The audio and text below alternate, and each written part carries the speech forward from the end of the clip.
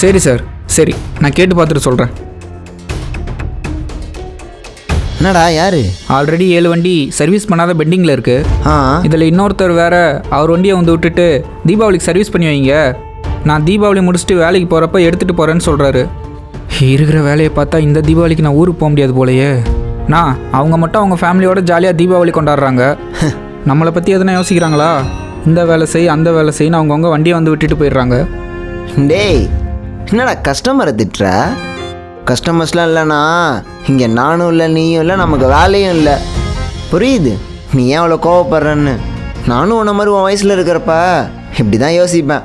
இந்த மாதிரி நேரத்துலலாம் ஊருக்கு போய் குடும்பத்தோடு இருக்கிறது தான் சந்தோஷம்னு நினச்சேன். கரெக்டு தான். ஆனால் அந்த ஒரு நாள் மட்டும்தான் அந்த சந்தோஷமே. அதுக்கப்புறமேட்டு தான் புரிஞ்சுது, இந்த மாதிரி பண்டிகை நேரத்தில் தான் எல்லாருமே ஃப்ரீயாக இருக்கும்போதே இந்த மாதிரி வேலையெல்லாம் இருந்தால் கொடுத்துருவாங்களாம். இந்த மாதிரி நேரத்தில் வர வேலையெல்லாம் எடுத்து பண்ணோம்னா நம்ம குடும்பம் அங்கே ஒவ்வொரு நாளுமே சந்தோஷமாக இருக்குங்கிறத புரிஞ்சுது. அதுக்கப்புறமேட்டுலாம் தீபாவளி பொங்கல்லாம் போகிறதெல்லாம் நிப்பாட்டிட்டேன். அதுக்கப்புறமேட்டு போய்ப்பேன். டேய், நம்ம மட்டும் இப்படி கிடையாதுடா. நம்மளை மாதிரி வெளியூர்லேருந்து வந்து இங்கே வேலை பார்க்குற எல்லாருமே இப்படி தான் யோசிப்பாங்க.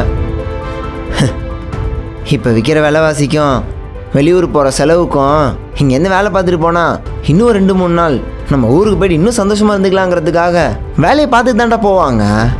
உனக்கு புதுசுங்கிறனால இப்படி இருக்குது, எனக்கெல்லாம் பழகிருச்சு. சரிண்ணா, அப்போ நான் தீபாவளி முடிச்சுட்டு ஊருக்கு போயிடுறேண்ணா. டேய், அதுக்காக உன்னை ஊருக்கு போகாதன்னுலாம் சொல்லலை. நீ போ, நான் வரல.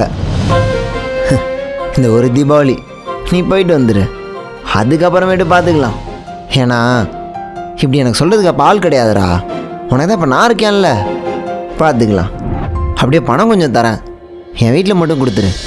பசங்களுக்கெல்லாம் வெடிலாம் வாங்கி கொடுத்துரு, சரியா? சரிண்ணா. முடிஞ்சா கூட இருந்து பார்த்து பத்திரமா அடிக்க சொல்லு. சரிண்ணா.